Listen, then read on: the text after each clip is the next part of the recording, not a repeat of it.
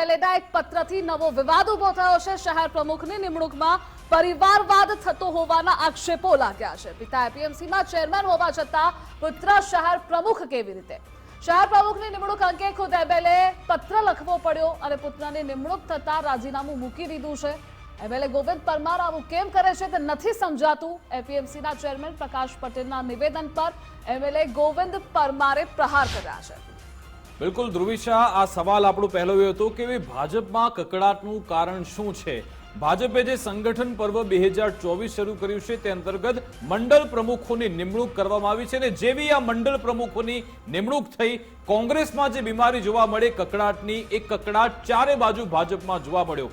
પહેલા અહીંયા મનસુખ વસાવે વિરોધ કર્યો કે ઝઘડિયાના તમે જે પ્રમુખ બનાવ્યા છે તેના વિરોધમાં હું છું, આ નિર્ણય ખોટો છે, તે સવાલ ત્યાંથી ઉઠ્યો હતો। બીજી બાજુ ઉપલેટામાં જેવા ત્યાં પ્રમુખ ત્યાં નિમવામાં આવ્યા, 24 જ કલાકમાં તેમણે રાજીનામું ધરવું પડ્યું અને હવે અહીંયા તો ધારાસભ્ય પોતે કહી રહ્યા છે કે જે સંગઠનનો નિયમ છે, એક વ્યક્તિ અને એક હોદ્દો, આ સંગઠનનું જે સૂત્ર છે તેનો ઉલાડિયો કરવામાં આવ્યો છે।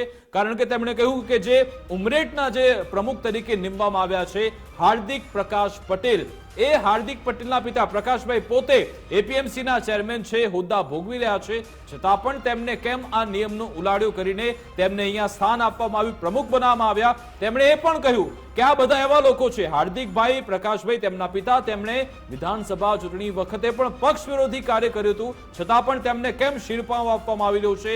એક બાબત નક્કી છે કે આ બધા કકડાટથી આવનારા સમયમાં ભાજપને નુકસાન થઈ શકે છે। કેવા વાક પ્રહાર થઈ રહ્યા છે? પહેલા અહીંયા ધારાસભ્ય ગોવિંદ પરમારે શું કહ્યું, ત્યારબાદ જે હાર્દિકભાઈ પટેલના પિતા પ્રકાશભાઈ પટેલે પણ શું પ્રતિક્રિયા આપી તે સાંભળી લો। અત્યારે અમને હોદ્દો લીધો છે, ખોટી રીતે લીધેલો છે। કારણ કે જ્યારે અત્યારે એમ કે અમે રાજીનામું આપી દીધું, પણ રાજીનામું ક્યારે આપવાનું હોય કે જ્યારે ફોર્મ ભરાતા હોય। ચૂંટણીમાં જ્યારે ફોર્મ ભરાય, ચૂંટણીનો નિયમ છે, પાર્ટીનો નિયમ છે, તો ફોર્મ ભરતા પહેલાં રાજીનામું આપવાનું હોય અને પછી ફોર્મ ભરવાનું હોય। પણ છતાં અમારે જે ચૂંટણી અધિકારી જે હોય કે સંગઠનવાળા હોય એ કેમ વિચાર્યું નહીં, કેમ ચલાવ્યું કંઈ ખબર નથી પડતી। ધારાસભ્યશ્રીએ રજૂઆત કરી છે કે કુટુંબ એક હોદ્દો, એ એમની વાત સાચી છે, પણ ધારાસભ્યને ખબર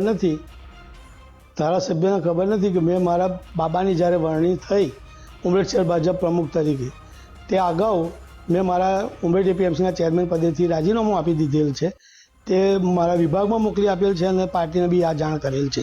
ઉમરેઠ એપીએમસીમાં હું અગાઉ 2.5 વર્ષ ચેરમેન તરીકે હતો અને ફરી બી મારી બિનવરણી થયેલી એ 6 મહિના થયેલા।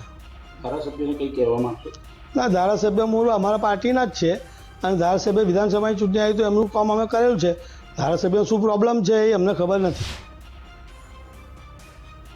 એમએલએ ગોવિંદ પરમાર, તેમનું એવું કહેવું છે કે ભલે આમાં તમે જે નિમણૂક કરી છે, શું તમને ખબર નથી કે આ વ્યક્તિ પાસે એપીએમસીનું ચેરમેનનું પદ છે, છતાં પણ તમે મેન્ડેટ આપી દીધું? ભાજપના મેન્ડેટ સાથે પણ તે લોકો જીતીને આવ્યા હતા। તેમના જે માતા છે અગાઉ પણ નગરપાલિકામાં પ્રમુખનું તે હોદ્દો ભોગવી ચૂક્યા છે।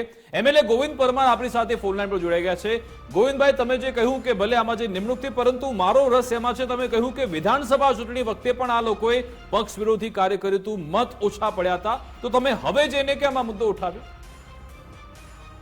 હવે તો સમય આ ઉઠાવવાનો હોય ને, એટલે અત્યારે તમને આમાં કંઈક વાંકું પડ્યું કે આ નિમણૂક થઈ ગઈ એટલા માટે? કારણ કે જયારે પરિણામ આવ્યા ત્યારે તમે મુદ્દો કેમ નતો ઉઠાવ્યો?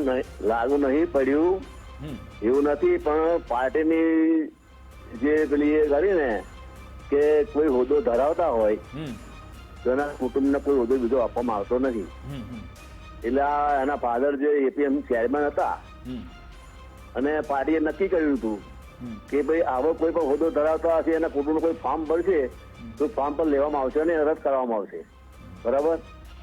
તો 7-8 તારીખે ફોર્મ ભરાઈ ગયા, પછી એની નિમણૂક પણ થઈ ગઈ અને જાહેરાત પણ થઈ ગઈ। તમને શું લાગે છે, સંગઠનને ખબર નહીં હોય, ત્યાંના પ્રમુખને ખબર નહીં હોય કે આવું આપણે નિમણૂક કરી રહ્યા છીએ, તેમની પાસે બધાને ખબર હશે, બધી ખબર હોય શું? અચ્છા, એ તો હવે શું કારણ આપણે ખબર નહીં, પણ આપણે એમ કોઈ બોલવું નહીં, પાર્ટીએ નક્કી કરી પણ ચાલુ છે, હું તો એવું માનું। અચ્છા, તમને લાગે છે કે આ બધું જે થઈ રહ્યું છે તેનાથી આવનારી સ્થાનિક સ્વરાજ્યની ચૂંટણીમાં ભાજપને નુકસાન થશે?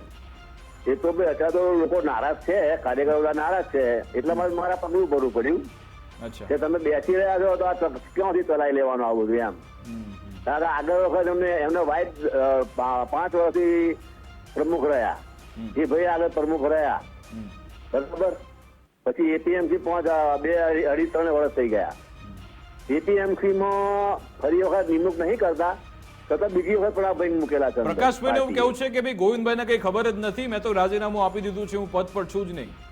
ના, એ વાત સાચી. રાજીનામું ક્યારે આપવાનું હોય કે ફાર્મ ભરતી વખતે નહીં, ફાર્મ ભરે ને ત્યારે રાજીનામું આપવાનું હોય. બરાબર.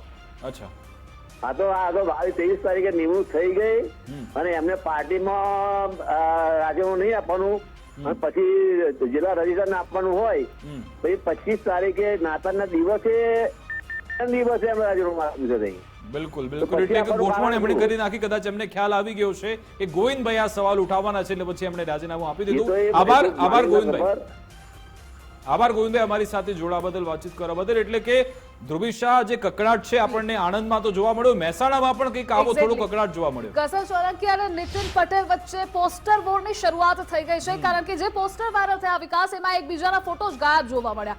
અને આ જે આંતરિક વિખવાદ કહો કે પછી જે આ કકડાટ થઈ રહ્યો છે તેની આગામી સ્થાનિક સ્વરાજ્યની ચૂંટણી પર અસર પડશે જ.